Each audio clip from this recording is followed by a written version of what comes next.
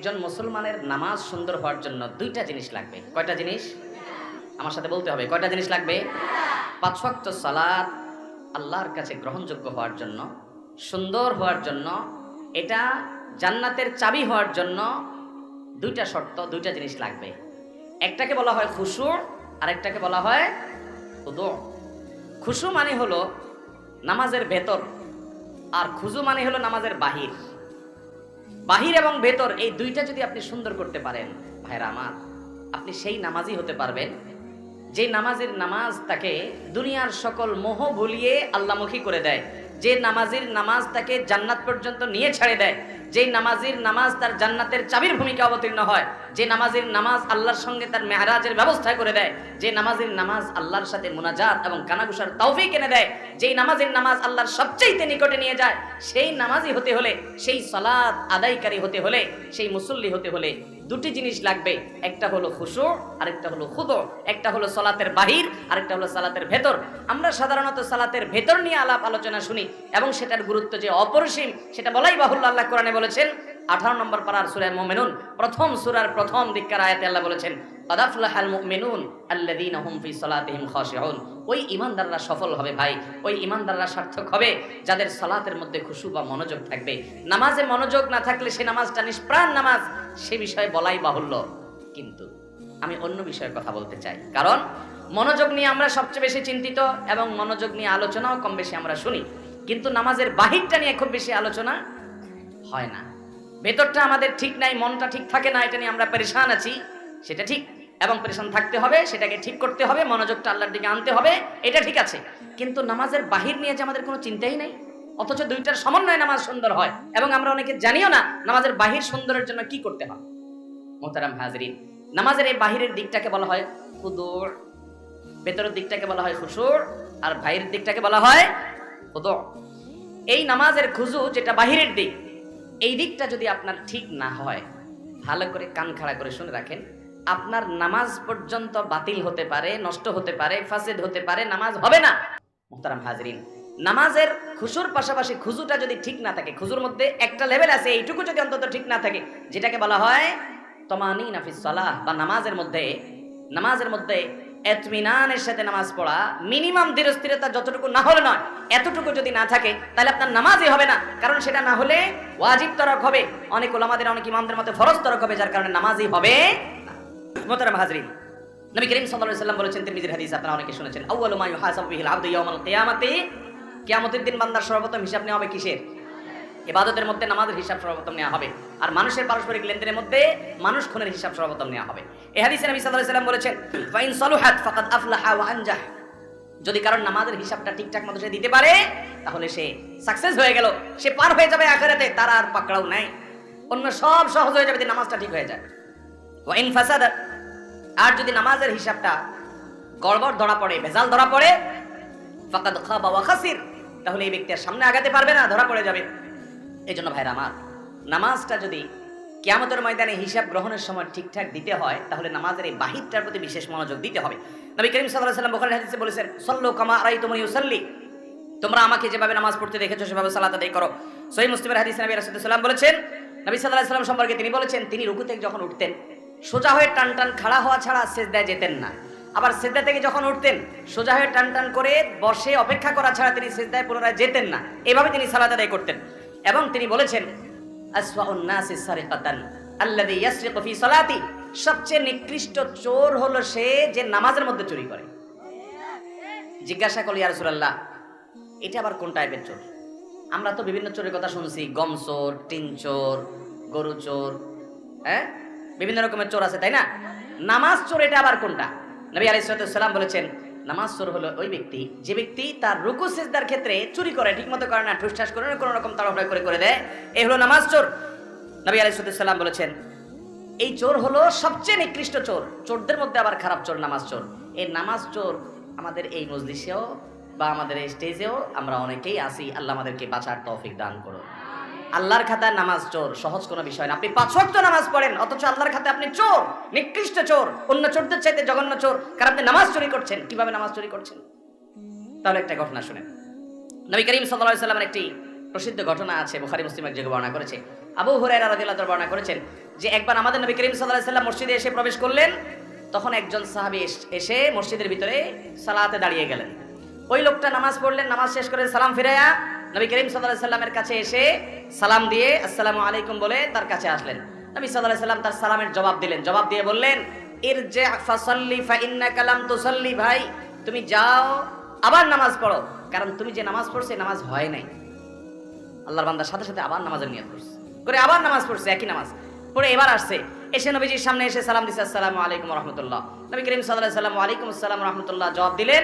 জবাব দিয়ে বললেন, তুমি আবারও গিয়ে নামাজ পড়ো, কারণ তোমার নামাজ এবারও হয় নাই। বেচারা আবারও গিয়ে নামাজ পড়ছে, পড়ে এসে আবার সালাম দিলেন। এবারও নবী করিম সাল্লাল্লাহু আলাইহি ওয়াসাল্লাম জবাব দিয়ে বললেন, এবারও তোমার নামাজ হয় নাই, তোমাকে আবার পড়তে হবে, নামাজ হয় নাই। দেখেন, তখন সে সাহাবী বলেন, ইয়া রাসূলুল্লাহ ওয়াল্লাহি মা উহসিনু গায়রা হাযা, আমি এর চাইতে সুন্দর নামাজ তো আর পড়তে পারি না হে আল্লাহর রাসূল, আমি তো 3 বার পড়লাম, আমি এর চেয়ে ভালো পারি না। ফাআল্লিমনি, আমাকে অনুগ্রহ করে আপনি নামাজটা শিখিয়ে দেন। তখন নবী করিম সাল্লাল্লাহু আলাইহি ওয়াসাল্লাম বললেন, ঠিক আছে আসো তোমাকে নামাজ শিখাই। কি শিখাইছেন তাকে বলবো আপনাদের, শুনেন। নবী করিম সাল্লাল্লাহু আলাইহি ওয়াসাল্লাম তখন বললেন, দেখো তুমি যখন সালাতের মধ্যে দাঁড়িয়ে কেরাত পড়লে, সুন্দর করে ধীরস্থিরতার সাথে কেরাত পড়লে, সূরা মিলালে খুব ধীরস্থিরতার সাথে, তাড়াহুড়া ছাড়া, এরপর রুকুতে গেলে, রুকুতে গিয়ে তুমি রুকু করবে হাত্তা তাতমাইন্না রাকিআন, তোমার একেবারে মাথা থেকে কোমর পর্যন্ত পুরো পিঠ সোজা হওয়া পর্যন্ত, পাও সোজা হওয়া পর্যন্ত, রুকুতে গিয়ে স্থির হওয়া পর্যন্ত তোমাকে অপেক্ষা করতে হবে। এরপর তোমার রুকু শুরু হলো, রুকু শেষ, তাসবিহ শেষ, এরপর তুমি আস্তে আস্তে সামি আল্লাহু লিমান হামিদা বলে দাঁড়াবে। এই দাঁড়ানোর পর আবার তুমি অপেক্ষা করবে হাত্তা তাতমাইন্না কায়েমান, দাঁড়িয়ে তুমি অপেক্ষা করবে একেবারে টান টান সোজা হওয়া পর্যন্ত। তার আগে তুমি সেজদা যেতে পারবে না, রুকু থেকে ওঠা হয়ে উঠছো, সামি আল্লাহু হামিদা বলছো, ডিউটি শেষ হয় না, এখনো কাজ বাকি আছে, না হলে নামাজ হবে না। কি কাজ সেটা? দাঁড়িয়ে সোজা হয়ে টান টান হয়ে দাঁড়াতে হবে, একটু অপেক্ষা করতে হবে। হইছে অপেক্ষা, এবার আল্লাহু আকবার বলে সেজদায় যাবে।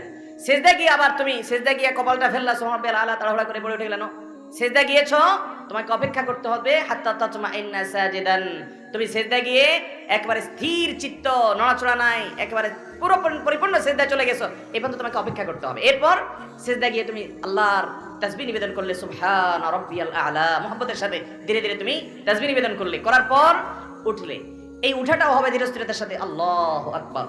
ওঠার পর তুমি যখন বসলে, উঠেই আবার চলে গেলে না, এটাকে নবী সাল্লাল্লাহু আলাইহি ওয়াসাল্লাম বলেছেন, এটা হলো কানাকরিদ্দিক, মোরগ যেরকম আদার খায়, টক টক টক টক করে, রুকু দিলা, সেজদা দিলা, উঠলা গেলা, তাড়াহুড়া করলা, এটা হলো মোরগের ঠোকর দেওয়ার মতো। এটা হলো নামাজ চোর, সবচেয়ে নিকৃষ্ট চোর।